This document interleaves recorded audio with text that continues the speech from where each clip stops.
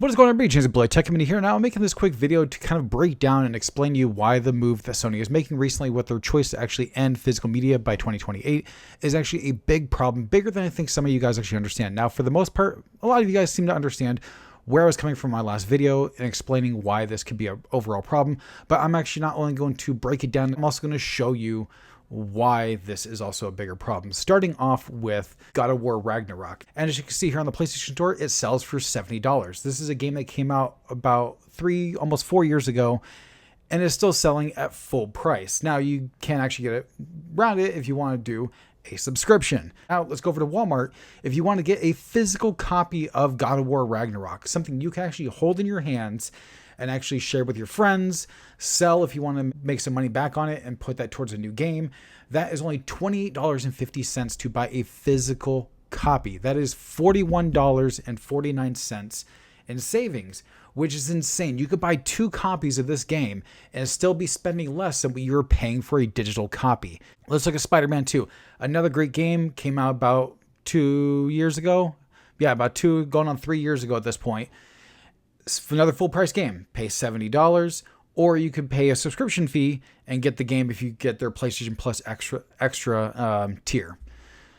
And let's take a look at Target. Target, it is $56.99 over at Target. So you get a little bit of a savings there. I think it's comes out to around like around $13 in savings. Not bad, not as big as God of War Ragnarok, but it is a newer title, so the savings is not going to be as steep. But if you go to Walmart again, it comes out to $31.47, which comes out to a $38.52 savings for a new copy. Now you can actually drop that down by another $1.47 if you want to get an open box copy. The savings really isn't that big of a deal, but I know if you get an open box, I think the return policy is going to be a little bit more lenient. Like if you didn't like the game, things like that, I think they give you a little bit more of leniency as far as being able to return the game, where if a new copy, I think most stores will generally be, well, you opened it up, sorry, you can't return it. But those are just 2 examples right now when it comes to games, digital versus physical. Because if you really think about it, what Sony is wanting to do, Sony is wanting to eliminate not just their first party titles, we're talking about third party titles as well. So basically you will have no physical option for the next generation of consoles. So the biggest issue is that you will only have the option to get the $70 version of God of War Ragnarok or the $70 version of Spider-Man 2. And if those are your only options, you will not have the ability to actually go to different stores like Walmart, Target, GameStop, your local mom and pop shop, and find better deals, whether it is on a brand new copy like the 2 examples I just showed you, or if it is a used copy. I think in the case of God of War Ragnarok, I think I looked at GameStop the other day. Even getting a brand new copy is actually cheaper than getting a used copy from GameStop. So if you're not into getting used games, if that's not your thing, then you could get a brand new copy of some games from different retailers. You have multiple options to pick from. What Sony is wanting to do, and this stretches not just in Sony's camp. This is Microsoft, even Nintendo eventually may want to do this for all we know. While I prefer physical games, I'm not dumb. We are slowly heading towards an all-digital future, and that is where we are heading. But the numbers that Sony gave out is not telling the full story here. They skewed the numbers to fit their narrative because look at it this way. They're saying about 80 to 90% of customers actually buy digital. Now, here's the problem I have with that is that there are some games you can't get physical. There's a Dispatch, for example. There is no physical option for that game. So if you buy Dispatch, you are buying a digital only option. And see, that's the problem, is when there are more digital games out there to purchase and less physical ones, numbers are going to obviously be skewed in the direction of digital.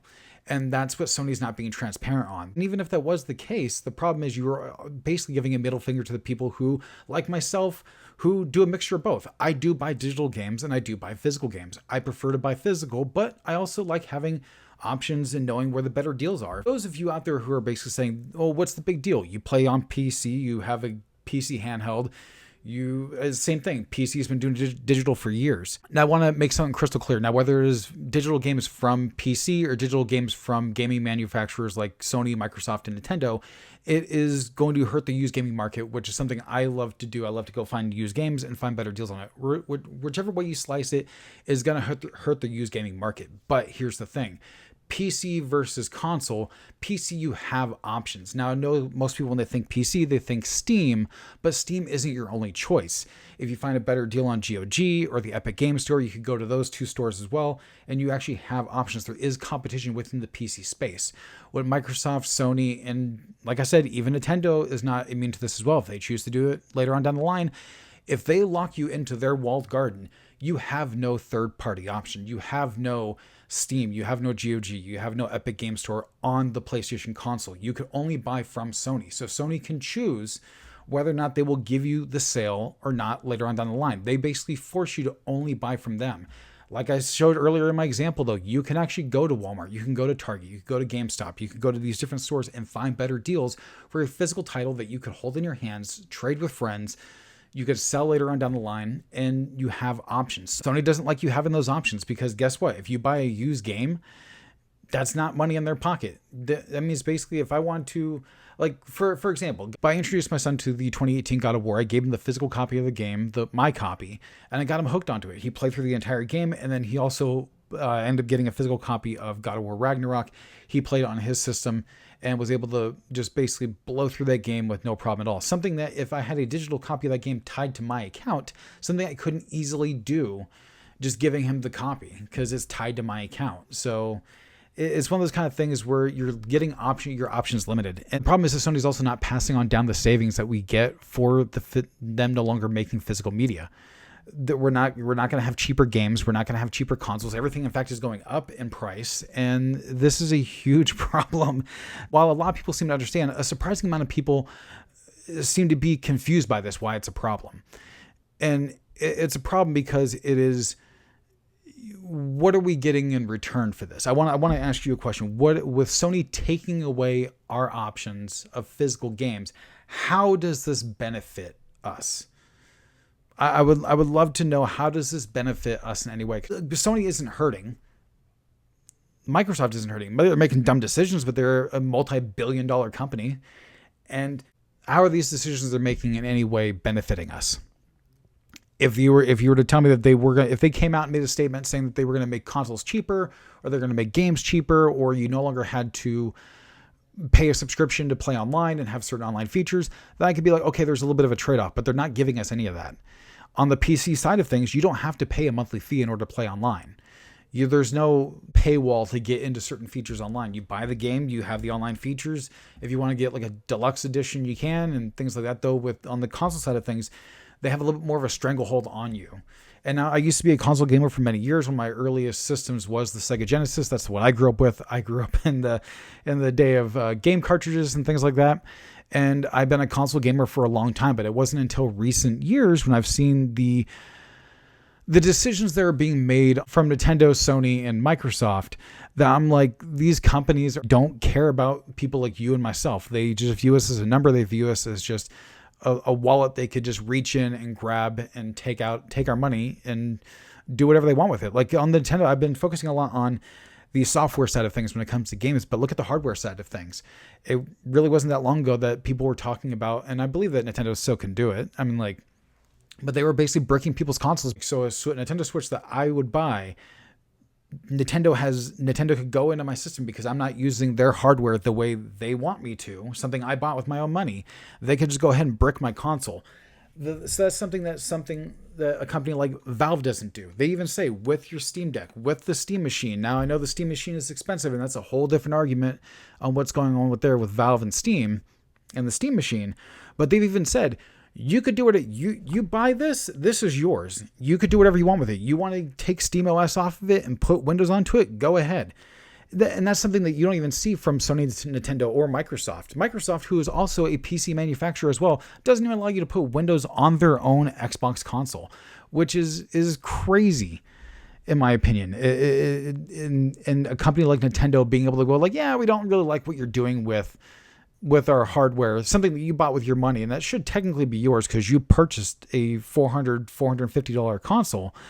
We don't like what you're doing, so we're just going to just basically break something that you bought. We're not going to refund you. We're not going to give you any kind of warning. We just don't like what you're doing, so we're just going to go ahead and break it. and this is, and I'm just going a little bit of a tangent here, but this is the kind of frustration. I've been frustrated over these last few days because I have actually encountered people in my comments that don't seem to understand the severity of these decisions that these corporations are making, and that are going to have some very negative impacts on the gaming industry. And this isn't just about video games. This isn't just about video game companies. This goes for any company out there. Take an interest that you like and think to yourself, if a company that you enjoy buying a product from was to basically be getting more expensive and then makes the decision to take away something you bought without refunding you, without any warning, and then was to also limit your choices of where you can buy that product from, how would that make you feel? And just sit with that for a minute. You would be angry, right? You'd be like, well, I've always bought this product. This product is sold at multiple different stores. I have multiple different options. I could shop around for deals. And now I'm being told by the people who make this product that I can no longer do that.